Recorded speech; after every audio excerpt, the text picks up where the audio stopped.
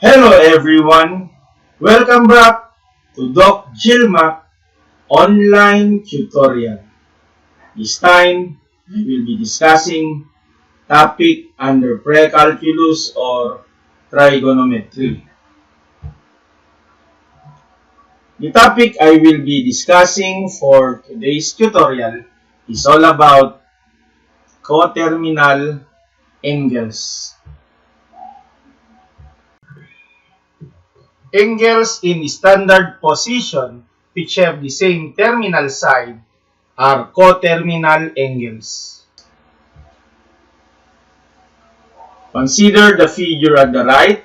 In the Cartesian plane, we have here point A, O, and point B, where O is the vertex. And we have here 120 degrees is rotated in a counterclockwise direction, and negative 240 degrees is rotated in a clockwise direction. Take note, in figure 2.2, when OA is rotated 120 degrees counterclockwise, the terminal side OB of the angle is in the second quadrant.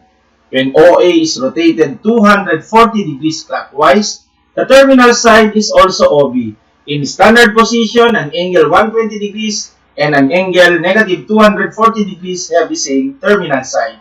Hence, the angles are coterminal angles. Take note, 120 degrees minus negative 240 degrees is just equal to 360 degrees. So as you can see here, we have ray OA is the initial side and ray OB is the terminal side.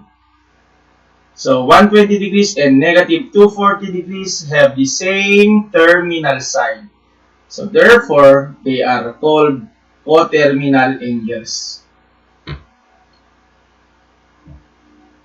Take note, if two angles are coterminal, the difference between their measure is 360 degrees or multiple of 360. That is, theta minus P is equal to N times 360 degrees. Let's have an example. Example number 1. Tell whether 480 degrees and 120 degrees are coterminal. Let's have the solution. Since 480 degrees minus 120 degrees is equal to 360 degrees, which is a multiple of 360, then an angle of 480 degrees and 120 degrees is a coterminal angle.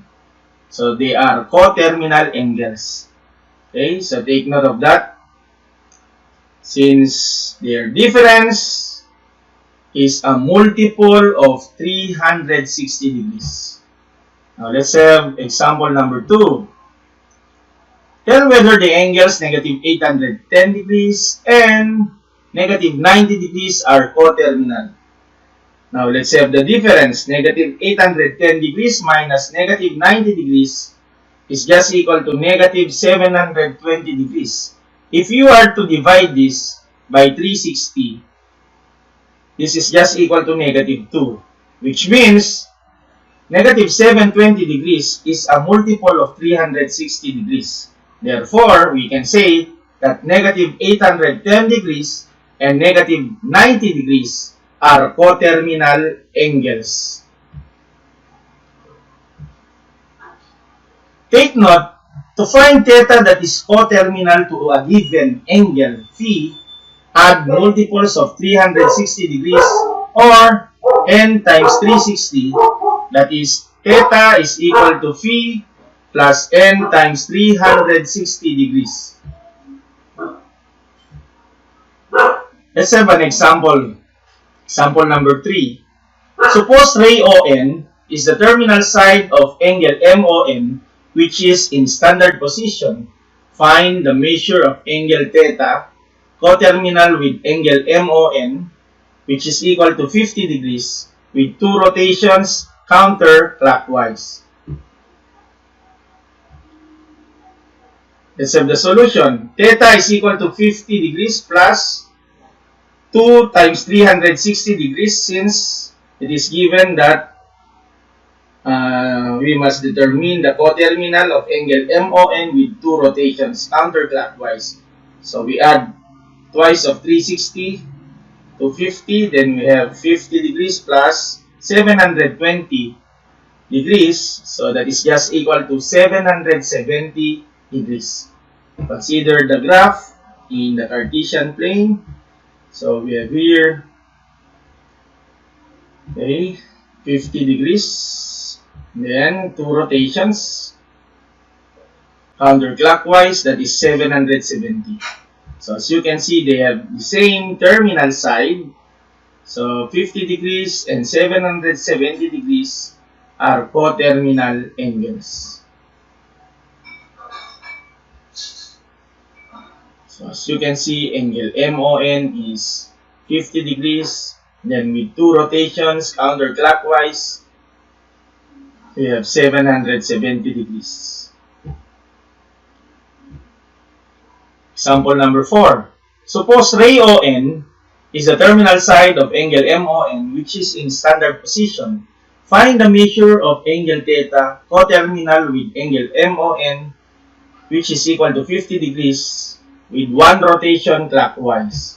So since it's a clockwise direction, we subtract 50 to 360, negative 360. So 50 minus 360 is negative 310. Consider the figure here in the Cartesian plane. So we have 50 degrees in a counterclockwise direction and negative 310 degrees in a clockwise direction. So as you can see, we have ray ON as their terminal side. 50 degrees and negative 310 degrees have the same terminal side, which is ray ON. So they are actually a coterminal angles.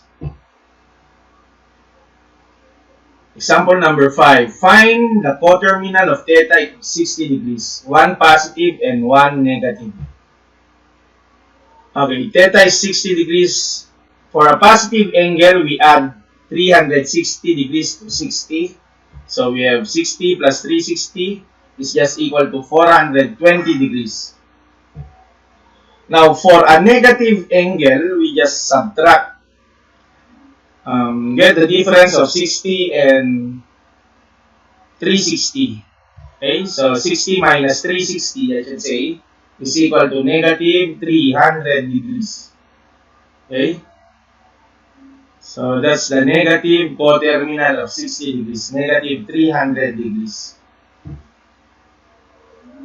Find the coterminal of theta, which is equal to negative 80 degrees. 1 positive and 1 negative. Negative 80.